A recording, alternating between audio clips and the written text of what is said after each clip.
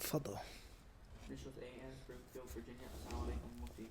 Welcome back. Have you met any students or scholars that truly inspired you in terms of talent and effort? And if so, what qualities about them inspired you to work hard? Wa alaikum assalam wa rahmatullahi wa barakatuh. Jazakallahu khairan. Thank you very much.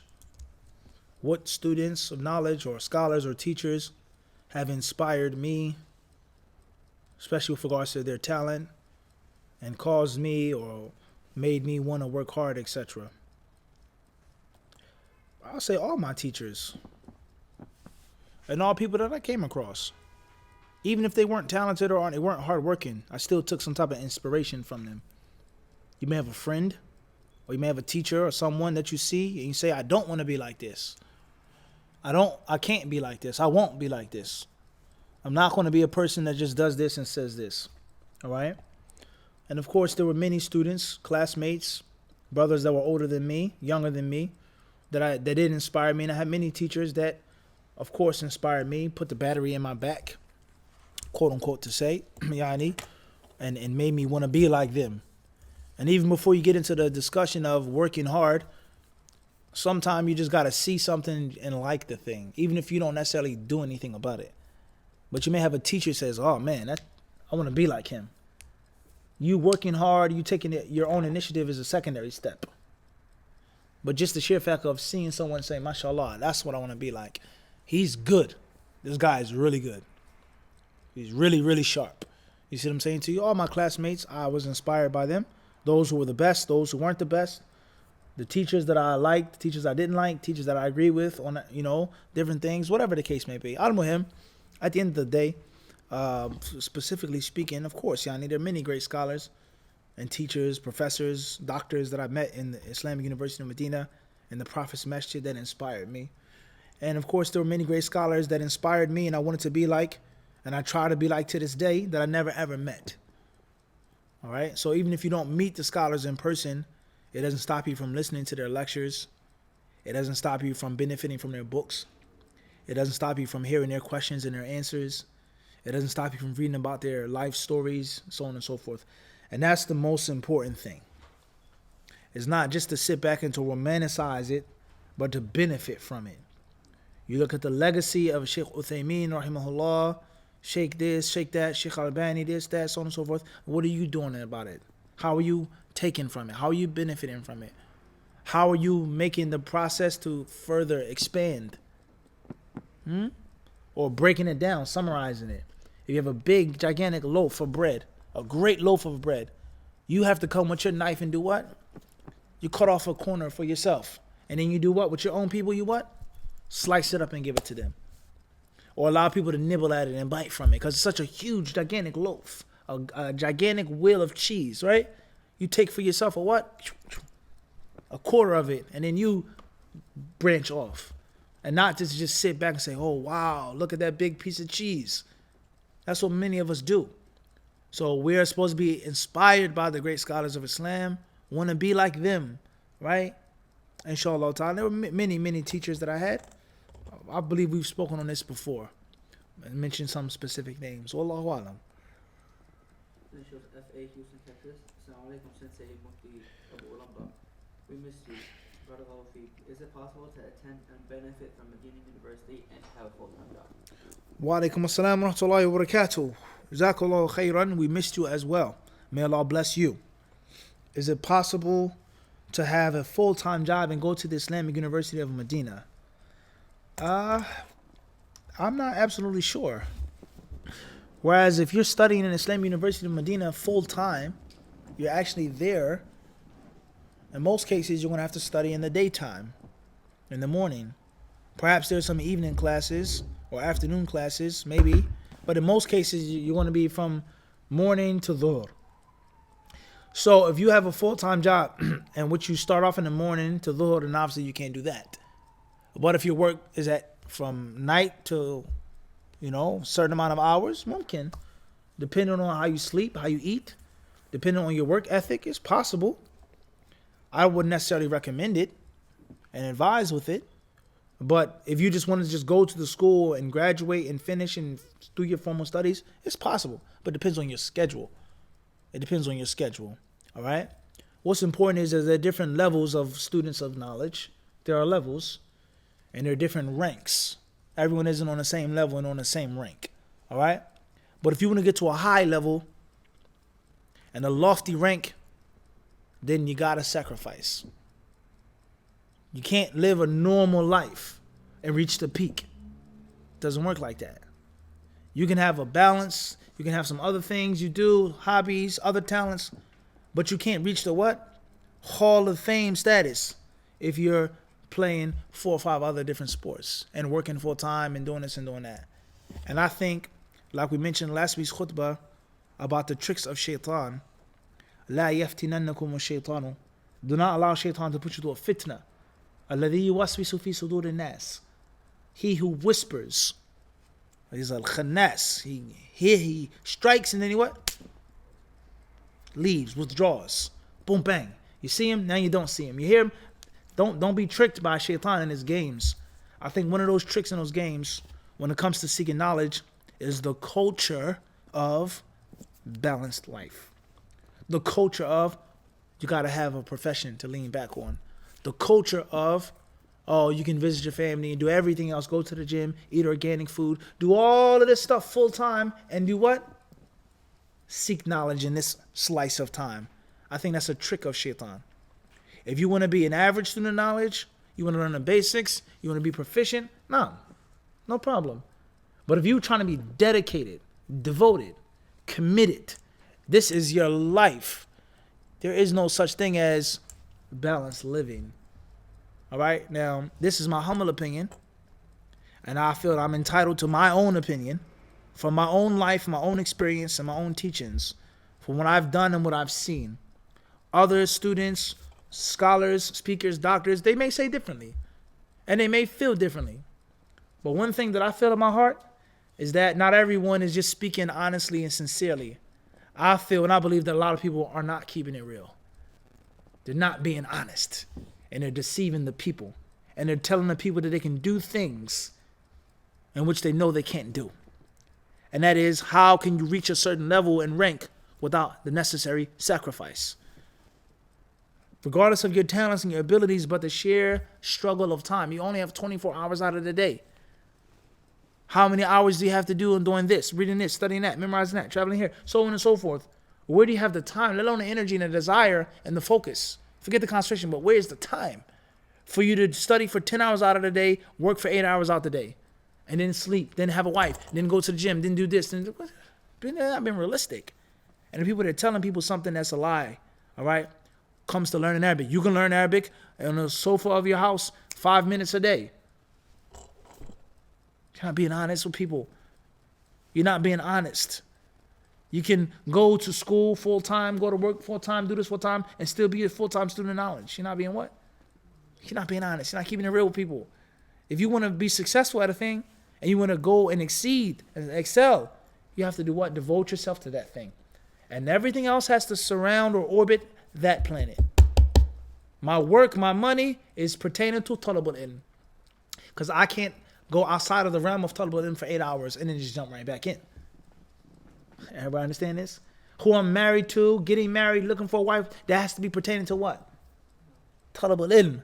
Because I can't go outside of the realm of talabul ilm with a woman and then just jump right back in. It doesn't work like that. Everyone understand this? And if you look at the kuffar, unfortunately, the people that so many Muslims are imitating and trying to be like, you'll find exactly what I say. Talk to the successful business people. Ask them what other jobs you have. Ask this professional musician, this professional athlete, this boxer, this talented Hall of Fame boxer. What did you do when you were training? Ask him. What do you think he's going to tell you, Abdul Raqib? What do you think he's going to tell you? I was working 8 hours here. I was doing this. I was taking walks in the park with my grandmother every day. I was visiting all of my cousins. I was handing out candy to orphans. He's going to tell you what? I was doing what? Eating, sleeping, boxing. And that's what allowed me to become what? So why we as Muslims feel that it's okay to be fake? All right? And then we have a culture that some students are bringing, some scholars may be bringing, in which just be a mediocre student of knowledge and work a full-time job, and then that's okay. That's okay if you want to learn the basics of your religion, yes. If you just want to be an average brother, yes. but you actually have aspirations like the previous question about those great scholars, then you must give up something. And that thing that you give up is a piece of your health. Your personal relationships, you have to give it up. My friends, you can't play basketball with them right anymore. I'm sorry. And the same applies to any other worldly success. So you got to sacrifice. You can't give knowledge and give nothing. It doesn't work like that. All right? So we got to be honest. Wallahu alam. Please excuse me if I said something wrong. Allah surely knows I only said this out of jealousy. Jealousy for the culture of ilm. And somebody got to be honest. Somebody got to keep it real, huh? And if I have to be the one for that, then so be it. Somebody got to tell it as it is, though. And stop putting glaze and sugar on it. Wallahu alam. Faddal.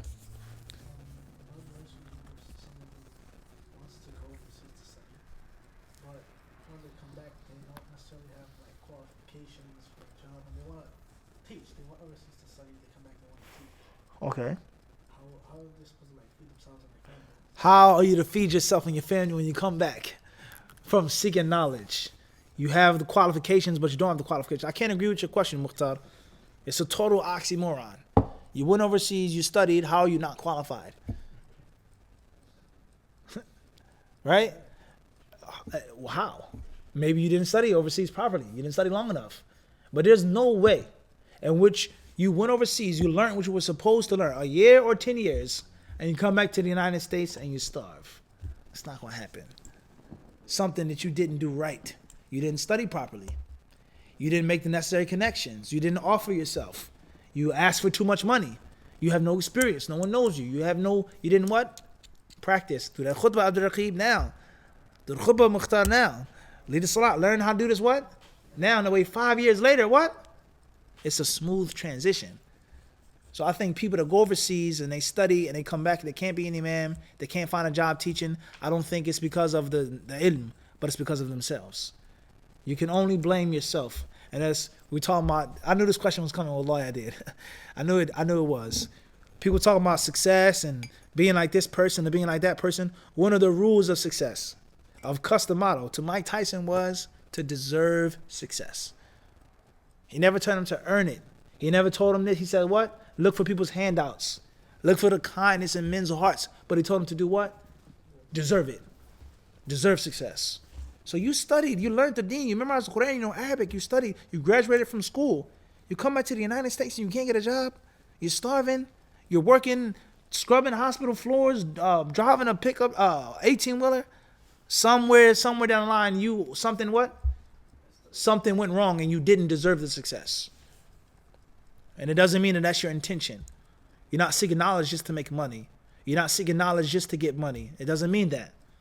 But at the same time, you have to be free. And this is one of the most important pieces of advice that I give to people is at-tafarruq. You gotta be free for ilm. And if you being free from ilm comes by you hustling and making money and monetizing your skills, that's what you what? That's what you have to do.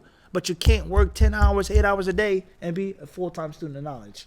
In order for us to do these classes and these live streams, we have to be what? Free. And you can't be free if you're running and stressing from place to place asking for money. Doesn't work like that. Do you understand? All right? So one of the greatest tricks that the shaitan uses for students of knowledge and parents who want to send their children is how you want to make money. What are you going to do to lean back on? You have to have an insurance plan. You have to have a backup. That's ash-shaytanu ya'idukum al-faqr wa ya'murukum bil-fahsha. This is from the devil. You don't need no lean back on. Okay? So let's talk about sports now. Let's talk about sports, right? Do you think that there's someone who's devoted to a sport, talented, skilled, has an opportunity? Do you think his coaches and his scouts are telling him you need a plan? You need a plan B. You need a protection. You need something to fall back on. Don't go straight to college. Don't go to the NBA. Even though you're talented, you're skilled, you're young, and you're devoted to the game of basketball. But you need to get this job first, then you go into the first round draft pick. How stupid would that sound? If you break your knee, you drop your Achilles tendon, your ACL, then you do what? Now it's time to what?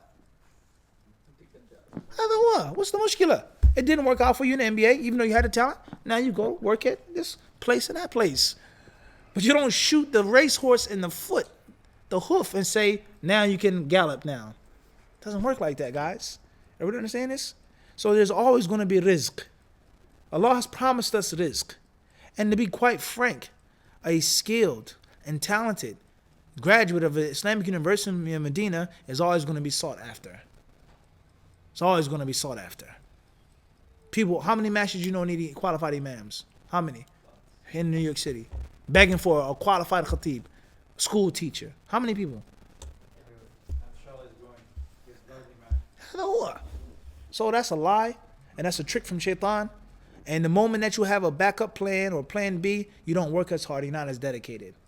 And I can say, alhamdulillah, is one of Allah's blessings upon me, is when I was younger, I said to myself, there is no other thing to do in life. There is no, go to this career, in this profession. I'm either going to do it or nothing. That's my advice. If you're young, go overseas. Why get the dunya degree first, then get the Islamic degree? You understand? If anything, I say what? Go to Azhar, go to Egypt, go to wherever. And then when you come back, do what? Study for 2.5 years, get an associate's or a bachelor's. But not the opposite. And that's because dunya knowledge does not require your prime. It doesn't require your prime. It doesn't require as much. Hifd is supposed to be sought when you're what? When you're young. Everybody understands? As we've explained before. And then Nasiha li Ahl al-Hadith. Khatib al-Baghdadi. إنما تقبل طينة الختمة وهي رطبة. It can only take the impression when the clay is still what? Soft and moist, not when it's hard. So if anything, for argument's sake, I'm going to go to Egypt, I'm going to go to Azhar, I want to learn Arabic, I'm going to do the Quran, I'm going to do a basic alim course and program. Then I'm going to come back and do what? Get a job. If you're living with your parents now, your parents are taking care of you, they're feeding you, and they want you to get a worldly degree first. You're not independently by yourself yet, right? Correct? Then you're going to go to Medina, right? You're going to come back, and now they expect you to do what? Be independent, correct? What's the problem of going to Medina first, coming back, doing the worldly degree, and still living with your parents, and then when you finish the worldly degree, do what? What's the mushkila? Why does it have to be the opposite way around? You understand the point I'm trying to get to? Something is wrong. Something is wrong. And that's when the mindset of the parent or the student. The dunya is not supposed to come before the deen. What's important is there are different types of brothers and there are different types of sisters, all right? But I'm talking about a young student of knowledge that has potential. 17, 16, 18, 19, in which you actually have the what? You have the chance. You can get in. This is your year to go to the Olympics and the Golden Gloves. Next year, you'll be too old. You're a good boxer, but you're just what? You're too old. No, you actually can get in. If you sign up and register and go to the gym every day and box for 16, 18 hours out of the day. Everyone understand this? You have the ability to be something special. We're not talking about someone who does boxing on the what? On the side as a hobby or for working out or amateur boxing. No, you can be the next such and such. That's what we're talking about now. I'm 18 years old. I have the talent. I can speak. I can memorize. I want to learn. I memorized 10 juz in America. I've did Arabiya, Bayni, Yadik, so on and so forth. It's now time for me to do what? I need to go to Egypt. I need to go to Medina. Not yesterday, but what? Now. Not tomorrow, but now. That's the thought that I'm talking about. Clear? Don't waste your potential. The dunya is not going to go anywhere. It's always going to be there. It's always going to be university. It's always going to be a scholarship. There's always going to be this job. But your 18 to 23, 18 and 25 window, that prime of hifd and talab is only what? Is not going to remain there forever. Everyone understand this? And this is the non-Muslims, unfortunately, they have an understanding of this sometimes better than some Muslims. And that is why many of those women don't cover. And that's why many men sleep around at that age. When you get 25 and 30, you do what? You settle down. But when you're young, you need to do what? Enjoy yourself because you only live what? Once. Is this not what they say? Don't cover up. Take pictures of your beauty because the time will come which that beauty will what? It's not going to be there anymore, but you have the pictures. You went on this dance. You went on this prom. You had this boyfriend. You did this. You experienced the fun of life in your youthful years. And the same applies to what? Ilm. You can learn, you can memorize, you can study, you can grow wise, but you'll never be 18 again. You'll never be 20 again. You'll never be 21 again. Those golden years of your talab, you have to take advantage of them. That's the point that I'm trying to get to. Wallah? Wallahu alam. صلى الله وسلم وبارك على عبده ورسوله نبينا وإمامنا محمد.